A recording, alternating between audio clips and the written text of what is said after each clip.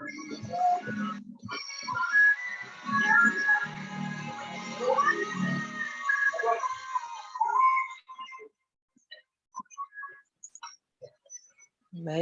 Om Swastiastu.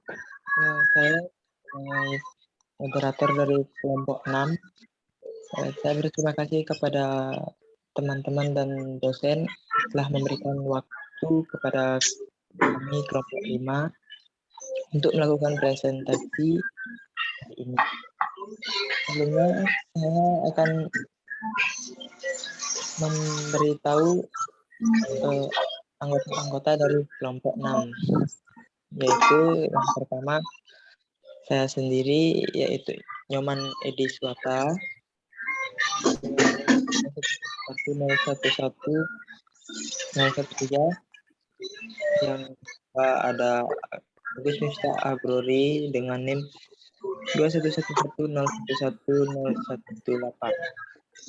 Dan yang terakhir ada Yolan Anggreni Septiana BR 5 Buta dengan NIM 211101115.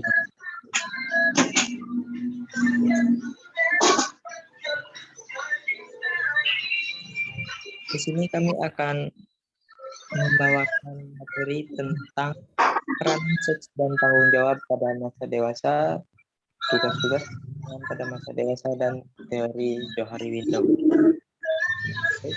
Untuk membaca materi pertama, saya berikan kepada yang bertugas, yaitu Agus Miftah Abrori.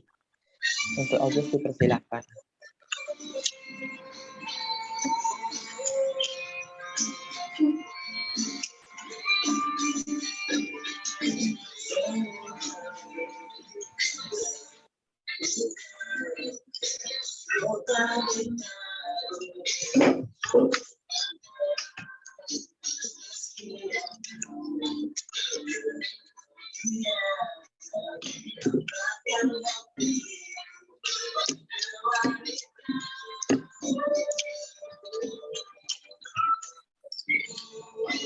Baik, karena Agus tidak ada, saya akan menggantikan dia lebih dahulu.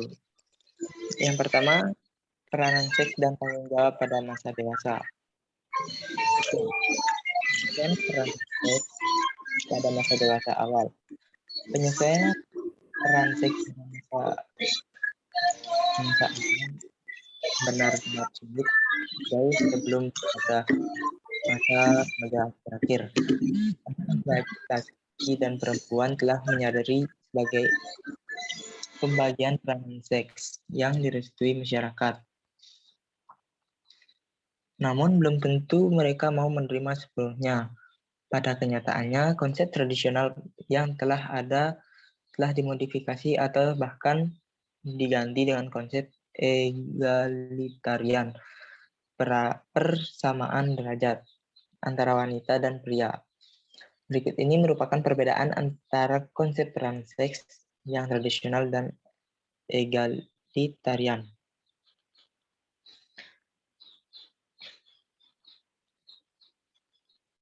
Yang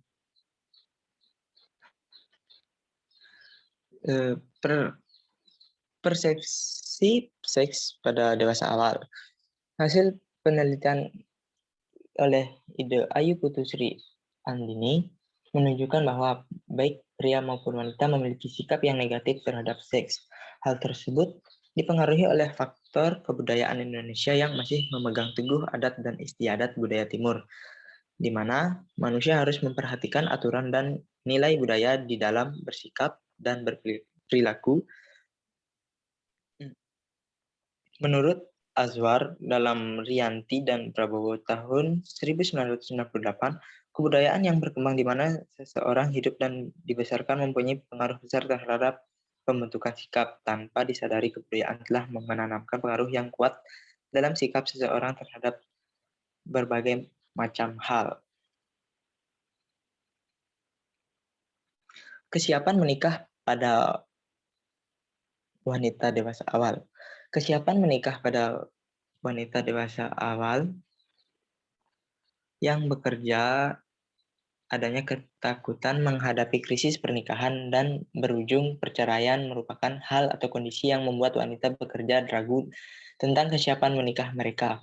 Ditambah lagi maraknya perceraian yang dipublikasikan di media massa saat ini sehingga dianggap menjadi fenomena biasa. Salah satu penyebab wanita yang bekerja memutuskan untuk menunda pernikahan adalah keraguan dapat berbagai secara mental dan emosional dengan pasangannya.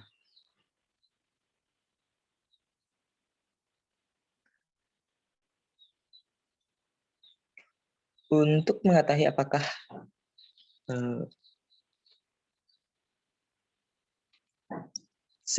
seorang siap menikah atau tidak, ada beberapa kriteria yang perlu diperhatikan, yaitu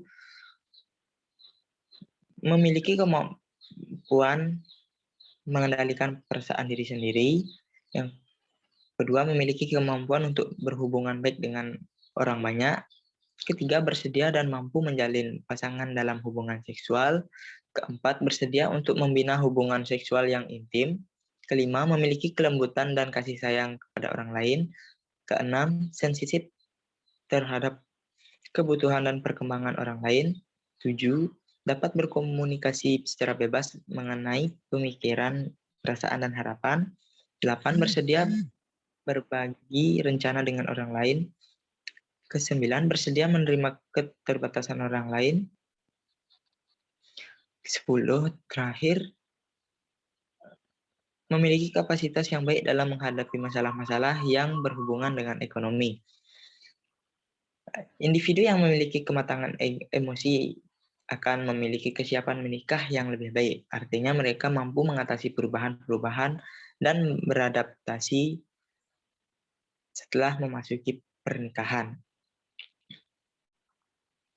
Lanjut yang kedua, yaitu tugas-tugas perkembangan pada masa dewasa.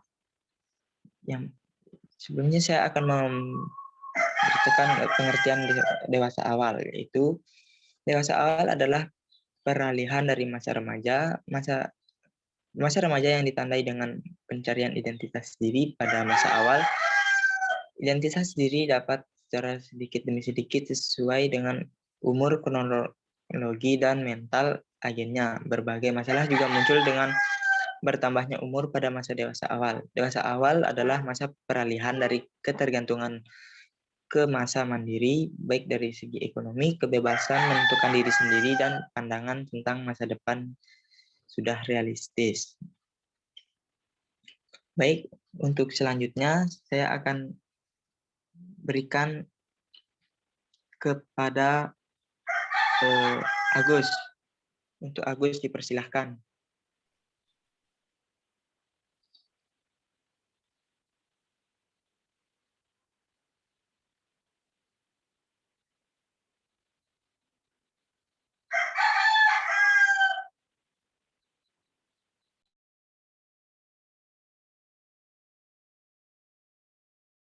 Halo,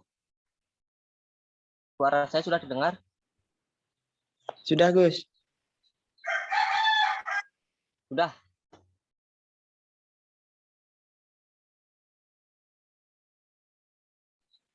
Sudah. Oke, next slide nih.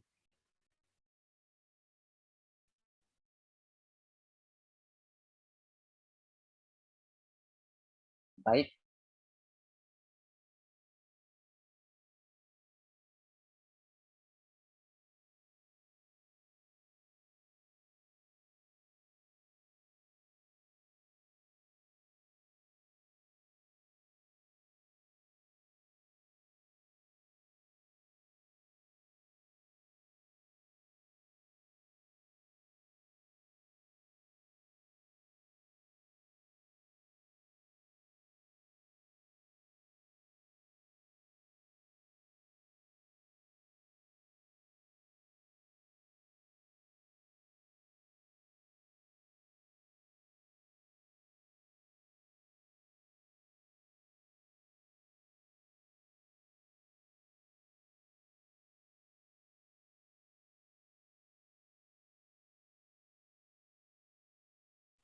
Baik, karena Agus sedang mengalami masalah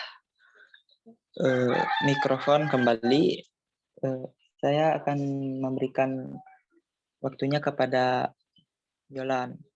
Untuk Yolan dipersilahkan. Baik, di sini saya akan melanjutkan presentasi dari Edi. Dewasa awal juga sering disebut juga dewasa muda, yaitu antara umur 20 sampai 40 tahun yang merupakan tahapan yang paling dinamis sepanjang rentang kehidupan manusia. Sebab seseorang mengalami banyak perubahan progresif secara fisik, kognitif maupun psikologis, emosional. Untuk menuju integrasif secara fisik, kognitif maupun sosio-emosional untuk integrasi kepribadian yang semakin matang dan bijaksana. Seseorang dewasa telah menunaikan tugas perkembangan masa remaja seperti telah menyelesaikan pendidikan menengah maupun atas, mengikuti dan menamatkan pendidikan tinggi atau universitas, meniti maupun meraih puncak karir, membentuk dan membina rumah tangga baru, berpartisipasi sebagai warga negara yang aktif dan produktif. Selanjutnya, menurut Hafik Hurt dalam Mons Knors dan Haditono 2021, tugas perkembangan dewasa awal adalah menikah atau membangun suatu keluarga, mengelola rumah tangga, mendidik atau mengasuh anak, memikul tanggung jawab sebagai warga negara, membuat hubungan dengan suatu kelompok sosial tertentu, dan melakukan suatu pekerjaan. Dewasa awal merupakan masa permulaan di mana seseorang mulai menjalin hubungan secara intim dan dengan lawan jenisnya. Next. 2. Ciri-ciri dewasa awal. Masa dewasa awal adalah masa ketika individu mulai menyesuaikan diri terhadap pola-pola kehidupan baru dan harapan-harapan sosial baru. Pada masa ini, pula individu dituntut untuk dapat memulai kehidupannya, memerankan peran ganda sebagai suami atau istri sekaligus peran dalam dunia kerja. Hurluk 2012 menguraikan secara ringkas ciri-ciri dewasa yang menonjol dalam masa-masa dewasa awal sebagai berikut. A. Masa dewasa dini sebagai masa pengaturan. B. Masa dewasa dini sebagai usia produktif. C. Masa dewasa dini sebagai masa bermasalah. D. Masalah dewasa dini sebagai masalah ketegangan emosional. E. Masalah dewasa sebagai masa perasingan sosial.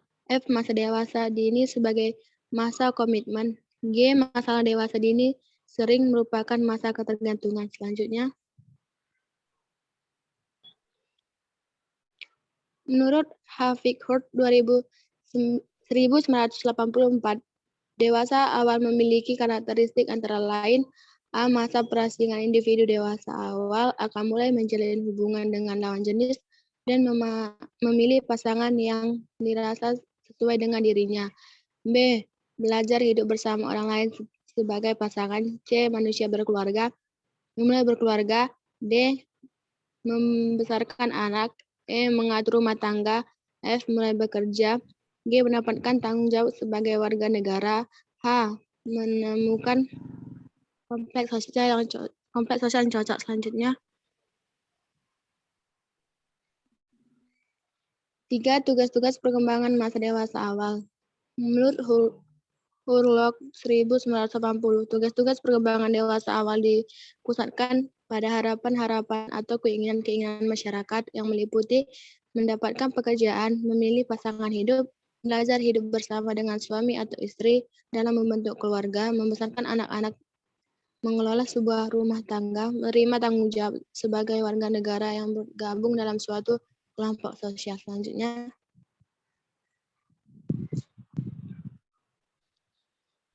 menurut Hafik Hurt 1984, tugas-tugas perkembangan dewasa awal yaitu A. Mencari dan menemukan pasangan hidup.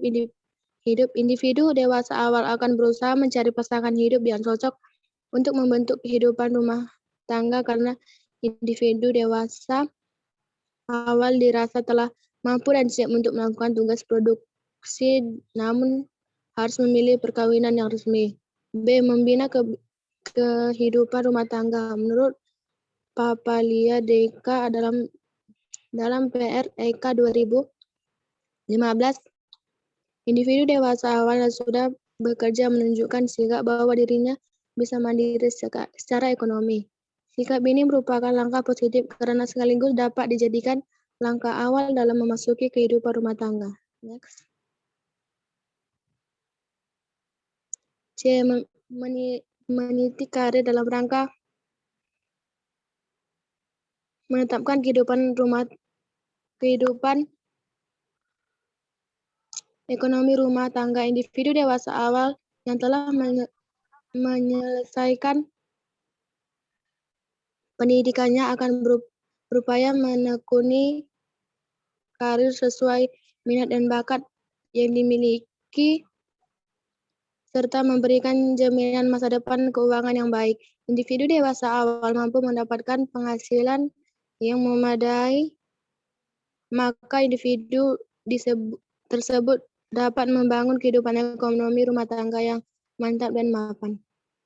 D. Setiap orang yang ingin hidup tenang, damai, dan bahagia tengah-tengah masyarakat adalah orang menjadi warga negara yang baik. Hal ini dapat diwujudkan dengan cara mengurus dan memiliki surat-surat kewarganegaraan, membayar pajak, mematuhi peraturan pemerintah, dan menjaga ketertiban serta keamanan masyarakat yang mengandalkan diri agar tidak tercela di mata masyarakat. Selanjutnya,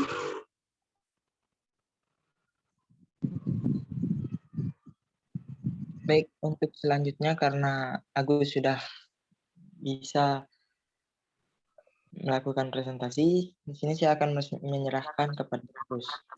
Untuk Agus, dipersilakan. Apakah suara saya sudah terdengar? Sudah, Agus. Next di.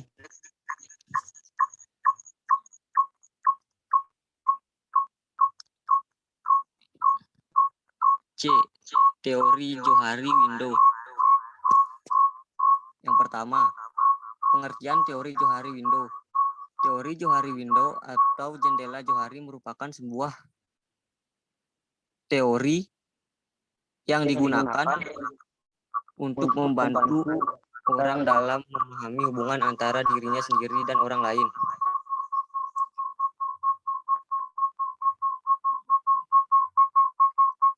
Teori ini digagas oleh dua orang psikolog Amerika, yaitu Joseph Luke dan Harrington Ingham pada tahun 1955.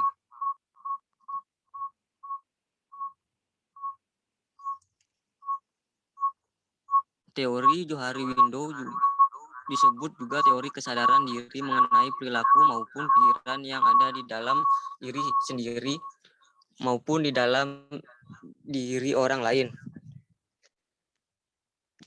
Teori jendela Johari berkaitan dengan emotional intelligence, teori yang berhubungan dengan kesadaran dan perasaan manusia.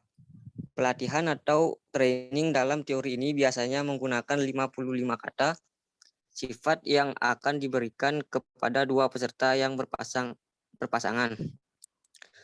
Masing-masing peserta akan diperintahkan untuk memilih 5 atau 6 kata sifat yang dapat mendeskripsikan kepribadiannya masing-masing. Kemudian, kata-kata yang sudah dipilih akan dipetakan dalam sebuah jaringan. Next. 2. Konsep teori Johari Window. Konsep teori Johari Window digunakan untuk menciptakan hubungan intrapersonal dan interpersonal, yaitu hubungan pada diri sendiri dan hubungan antara diri sendiri dan orang lain. Konsep teori jendela Johari ini memiliki 4 kamar atau 4 perspektif yang masing-masing memiliki istilah dan makna yang berbeda, di mana setiap makna mengandung pemahaman-pemahaman yang mempengaruhi pandangan seseorang. Apakah perilaku, perasaan, dan kesadaran yang dimiliki hanya dapat dipahami oleh dirinya sendiri, hanya dipahami oleh orang lain, atau keduanya dapat memahaminya? Next. Adapun konsep teori jendela Johari ini terbagi menjadi 4 bagian, di antaranya sebagai berikut. Yang pertama, open self. Open self atau wilayah terbuka merupakan suatu keadaan di mana seseorang saling terbuka terhadap dirinya sendiri maupun orang lain. Pada wilayah terbuka ini, seseorang akan terbuka mengenai sifat, perasaan, kesadaran, perilaku, dan motivasi. Open self dalam ilmu psikologi digambarkan dengan sifat ekstrovert pada diri seseorang. Yang kedua, blind self.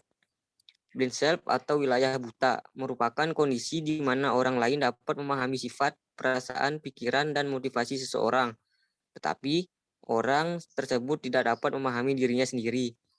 Wilayah buta ini sering terjadi dalam interaksi manusia yang dapat menimbulkan kesalahpahaman atau permasalahan lainnya. Next. Yang ketiga ada hidden self. Hidden self atau wilayah tersembunyi atau rahasia adalah keadaan di mana seseorang memiliki kemampuan untuk menyembunyikan atau merahasiakan sebagian hal yang dianggap tidak perlu untuk dipublikasikan kepada orang lain. Hal-hal yang dimaksud bisa berupa sifat, perilaku, motivasi, atau pemikiran. Lalu yang keempat, unknown self. Unknown self atau wilayah tak dikenal merupakan kondisi seseorang yang tidak dapat memahami dirinya sendiri, bahkan orang lain pun tidak dapat mengenalinya. Wilayah ini merupakan wilayah yang tidak dapat menciptakan interaksi dan komunikasi yang efektif karena keduanya sama-sama merasa tidak ada pemahaman. Next. Baik, itu saja presentasi yang bisa kelompok kami sampaikan. Apabila ada kesalahan, tolong dimaafkan. Saya kembalikan pada Edi.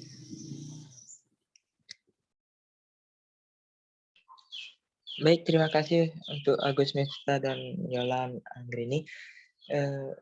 Sebelum kami menutup presentasi ini, kami akan membuka sesi tanya jawab. Untuk yang ingin bertanya, dipersilahkan. Izin bertanya. Baik, Lina. Terima kasih untuk kesempatannya. Di sini saya mau bertanya. Tadi kan dijelaskan tentang kesiapan pada wanita dewasa awal bekerja. Pertanyaannya, mengapa wanita lebih cenderung ragu-ragu melangkah menuju jenjang pernikahan? Maaf, saya ulang pertanyaannya. Tadi kan dijelaskan tentang kesiapan pada wanita dewasa awal bekerja. Mengapa wanita lebih cenderung ragu-ragu melangkah untuk ke jenjang pernikahan? Terima kasih. Untuk lebih jelasnya nanti saya ketik di chat.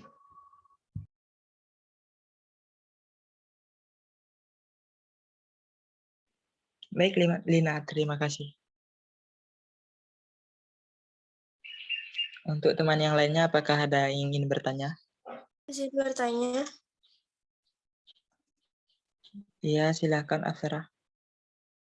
Tadi ada dijelaskan mengenai teori Johari Window. Pertanyaan saya, kenapa teori itu bisa dinamakan begitu? Udah.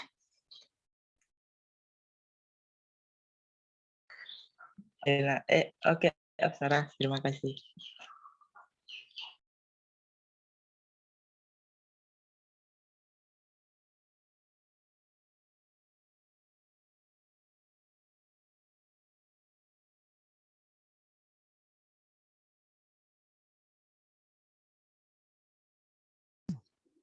Baik, yang lain apakah ada yang ingin bertanya lagi?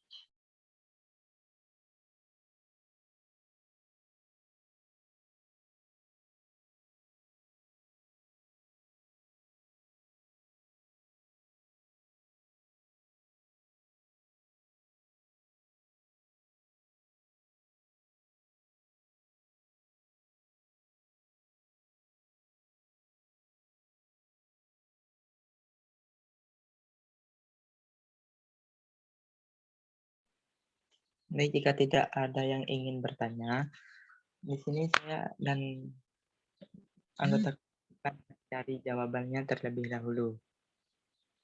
Mohon tunggu sebentar ya kawan-kawan.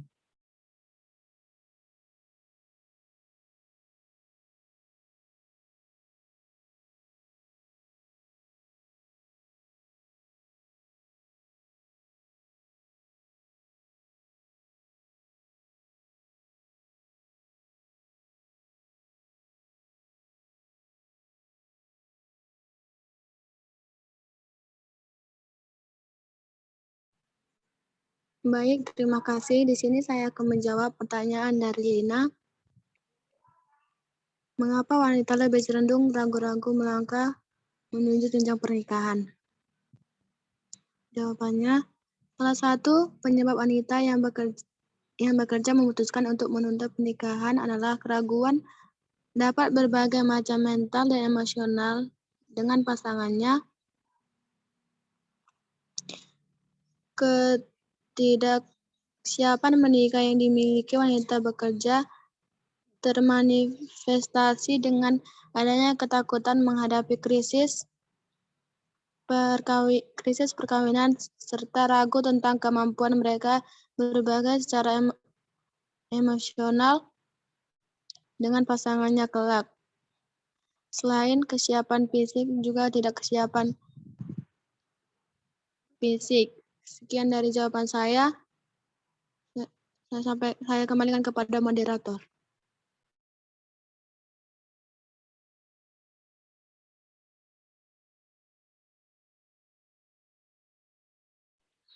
Baik, untuk penanya apakah jawabannya bisa diterima? Baik, bisa diterima. Terima kasih. Iya, sama-sama.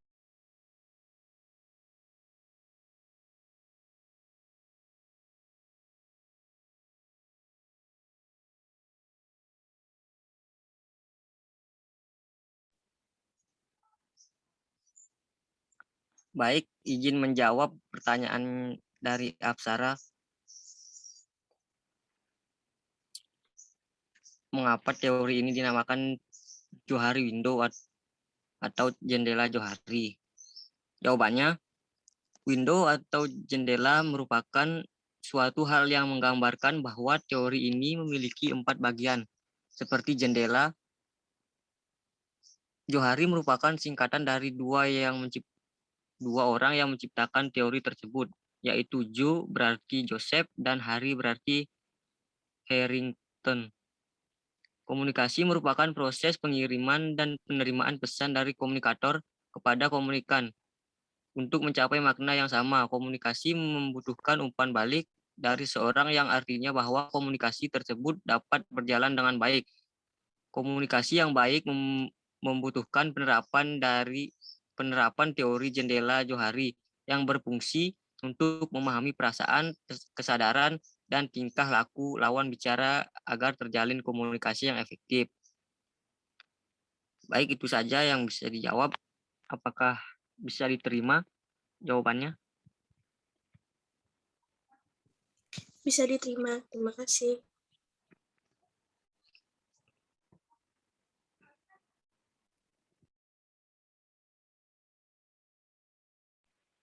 Baik, terima kasih untuk para penanya dan